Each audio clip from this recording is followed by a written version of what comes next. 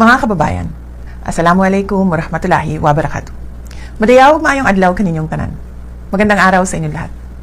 Isang mapagpalang pagdiriwang ng ika-112 anibersaryo sa buong kapatiran ng Iglesia ni Cristo. Sa loob ng mahigit isang siglo, ang INC ay nananatiling haligi ng pananampalataya at pagkakaisa sa ating bansa. Sa pamamagitan ng inyong mga programa sa edukasyon, kabuhayan, at mabilis na pagtugon sa mga sakuna, patuloy ninyong ipinapakita ang tunay na kahulugan ng malasakit sa kapwang Pilipino.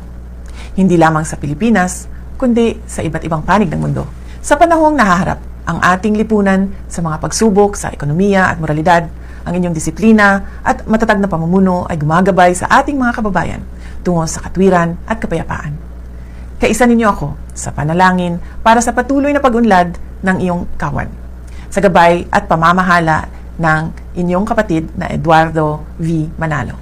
Naway magpatuloy ang INC bilang katuwang sa pamahalaan sa pagpapatibay ng karakter ng ating mamamayan at sa pagtataguyod ng mas ligtas at maunlad na bansa.